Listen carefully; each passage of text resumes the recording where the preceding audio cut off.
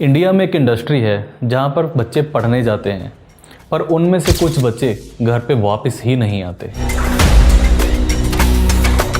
हर साल 3,70,000 करोड़ की education economy में से 58,000 करोड़ सिर्फ कोचिंग इंडस्ट्री खा जाती है। ये unregulated, unchecked and shockingly unstoppable है। एक आयुष नाम का 18 साल का लड़का था। उसका डॉक्टर बनने का सपना था। रोज 8 घंटे की क्लास होती थी, 6 घंटे का होमवर्क और 4 घंटे की रिवीजन होती थी।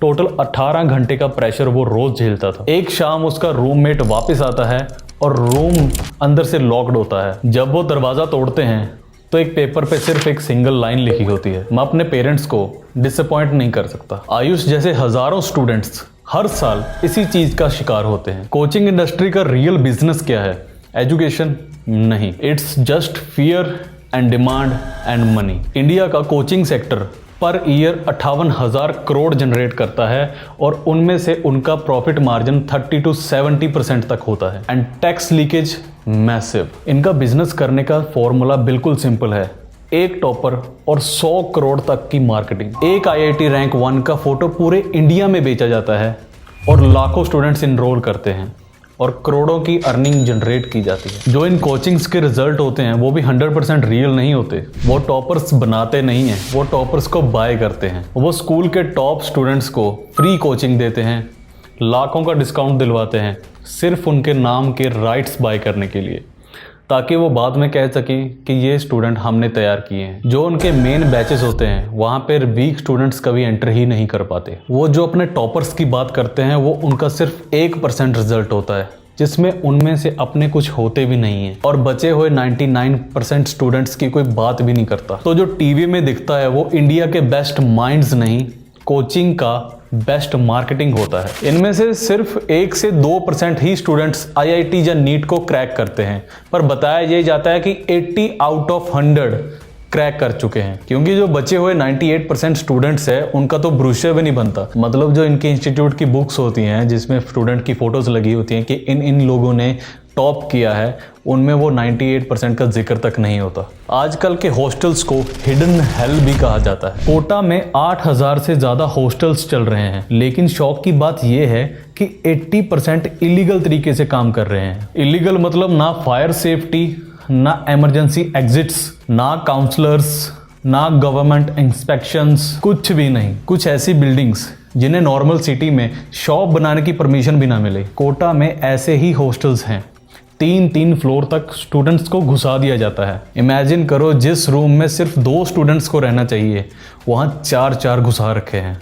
किचन में क्वालिटी की कोई चेकिंग नहीं। अगर गैस लीक भी हो जाए तो रिस्पॉन्सिबिलिटी कौन लेगा? कोई नहीं। हॉस्टल्स में सुसाइड केस इतने ज़्यादा बढ़ गए हैं कि हॉस्टल्स को सुसाइड प्रूफ बनाना पड़ा। फैंस में लंबे लंबे आयरन रॉड्स लगा दिए ताकि स्टूडेंट्स लटक ना पाएं। बालकोनीज में नेट्स लगा दिए ताकि वो कूद ना सके। डोर्स पर मॉनिटरिंग विंडोज लगा दी ताकि स्टूडेंट्स को देखा जा सके कि वो कामली बैठा है और अपना काम कर रहा है। जब एक सिटी को स्टूडेंट्स के मर जाने का इतना डर हो तो वहाँ पढ़ाई नहीं होती, सिर्फ सर्वाइवल होता है। कोटा एक टाउन नहीं, एक प्रेशर कुकर बन चुका है, जहाँ हर एक गली एक क्लास में जाती है और हर एक बिल्डिंग हॉस्टल में। कोटा का स्केड्यूल कोई रूटीन नहीं, ये चाइल्ड लेबर जैसा सिस्टम लगता है, जिसमें सुबह 6 बजे उठ जाना और 8 से 2 तक कोचिंग क्लासेस जाना और उसके बाद 3 बजे से लेके 8 बजे तक फिर डाउट क्लासेस जाना, और कुछ बच्चे तो इसके साथ एक्स्ट्रा लेक्चर्स भी लेते हैं। और उसके बाद 9 से लेके 12-1 बजे तक लोग सेल्फ स्टडी भी करते हैं। फिर सिर्फ बचता क्या है? उसके बाद सिर्फ 4 और 5 घंटे की नींद बचती है। ये रूटीन नहीं, ये सिर्फ एक टॉर्चर है। 2014 से लेके 2024 तक 3,700 केसेस सामने आए हैं जो सिर्फ स्टडी के प्रेशर की वजह से लोगों ने सुसाइड की है। अगर हम सिर्फ कोटा की रिपोर्ट उठा के देखें तो 2023 में 26 सुसाइड हो गई थी और 2024 के हाफ तक 19 सुसाइड हो गई थी। मैं यहाँ पर बात सिर्फ कोटा की नहीं कर रहा। इंडिया में बहुत सारे कोचिंग सेंटर्स हैं जहाँ पर ये प्रेशर बिल्ड किया जाता है जानबूझकर, सिर्फ अपने पैसे कमाने के लिए। स्टूडेंट्स पर पेरेंट्स का मेंटल ट्रैप। पेरेंट्स की तरफ से प्रेशर इंटेंशनल नहीं होता, वो तो बस यही बोलते हैं कि हम तुम्हारे लिए कर रहे हैं, पापा का सपना, पड़ोसी का बेटा इंजीनियर। पेरेंट्स इमोशनल ब्लैकमेल नहीं करते, पर स्टूडेंट इस पर गिल्ट फील करता है, and guilt is heavier than pressure. The government blind eye. शौक की बात तो ये है कि कोचिंग सेंटर्स के लिए इंडिया में गवर्नमेंट की तरफ से कोई नेशनल रूल्स रेगुलेशन नहीं बनाए गए हैं। ना मेंटल हेल्थ रूल्स, ना सेफ्टी रूल्स, ना एडवर्टाइजमेंट की लिमिट्स, ना कोई फी कैप। एजुकेशन का फ्यूचर प्राइवेट हॉस्टल्स और अनरेगुलेटेड हॉल से डिसाइड हो रहा है। अब इन चीज़ों के कुछ सोल्यूशन भी हैं और कुछ ऐसी चीज़ें भी हैं, शायद वो सिस्टम वो गवर्नमेंट फिक्स कर सकते हैं। हर प्रॉब्लम का कोई ना कोई सोल्यूशन ज़रूर होता है, पर हमें हिम्मत चाहिए उस प्रॉब्लम को एक्सेप्ट करने की प्लस इम्प्लीमेंट करने की। सबसे पहला स्टेप, इंडिया को एक नेशनल कोचिंग रेगुलेशन बोर्ड चाहिए जो कोचिंग इंस्टीट्यूट्स को स्कूल्स की तरह रेगुलेट करे। क्या करेगा ये बोर्ड? फी कैप, ताकि कोचिंग एक लग्जरी प्रोडक्ट ना बने, हर मिडिल क्लास उसको अफोर्ड कर पाए। कुछ सेफ्टी ऑडिट्स भी होने चाहिए, जैसे कि फायर सेफ्टी हो, इमरजेंसी एग्जिट्स हो, प्रॉपर वेंटिलेशन भी हो। एक मेंटल हेल्थ ऑफिसर होना चाहिए, जैसे कि हर 2000 स्टूडेंट पर एक ट्रेंड कंपलसरी काउंसलर होना चाहिए जो स्टूडेंट्स के प्रेशर को कम कर दे। एक कंप्लेंट सिस्टम भी होना चाहिए जहां पर स्टूडेंट खुल के अपने कोई भी हरासमेंट या किसी भी तरह की प्रॉब्लम को खुल के बता सके। आज कोचिंग सेंटर पूरी पावर में है, रेगुलेशन आएगा तो अकाउंटेबिलिटी भी आ जाएगी। Because one exam decides nothing. आज एक ही एग्जाम, एक ही दिन, और उसका पूरा प्रेशर स्टूडेंट की जिंदगी खत्म कर सकता है। एग्जाम्स को डिफिकल्ट नहीं, फेयर होना चाहिए। एग्जाम्स में कुछ ऐसे रिफॉर्म्स आने चाहिए, जैसे कि मल्टीपल अटेम्प्ट्स। एक गलती की वजह से सपना टूटना नहीं चाहिए। जेईई और नीट जैसे एग्जाम्स को एसएटी जैसा पैटर्न बनाना होगा। मल्टीपल अटेम्प्ट्स होने चाहिए। Sectional testing, full paper crack ना हो तो भी सेक्शनल स्कोर वैलिड होना चाहिए। एग्जाम्स का डिफिकल्टी लेवल थोड़ा बैलेंस होना चाहिए। एग्जाम का पैटर्न एकदम से सरप्राइज वाला नहीं होना चाहिए, क्योंकि ये स्टूडेंट्स के कॉन्फिडेंस को तोड़ता है। जितना सिलेबस उनको दिया है, जितना करवाया है, उसी में से एग्जाम आना चाहिए।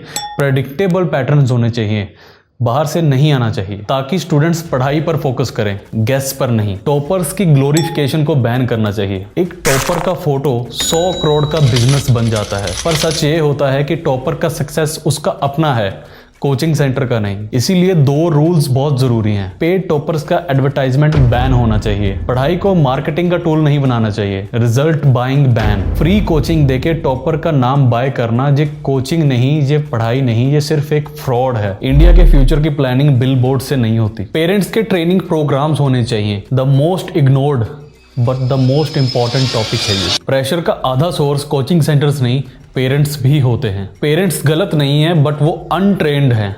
उनको पता ही नहीं किस सिचुएशन से कैसे निपटा जाता है। उनको ये सब बातें सिखानी होगी कि बच्चों से कैसे बात की जाए, कौन सी सिचुएशन को कैसे हैंडल किया जाए। जिस देश में पेरेंटिंग और ड्राइविंग दोनों बिना ट्रेनिंग के होते हैं, वहाँ एक्सीडेंट्स भी होते हैं और ब्रेकडाउन्स भी देखने को मिलते हैं। सरकार को स्टूडेंट्स के लिए अल्टरनेटिव ऑप्शंस भी देने चाहिए।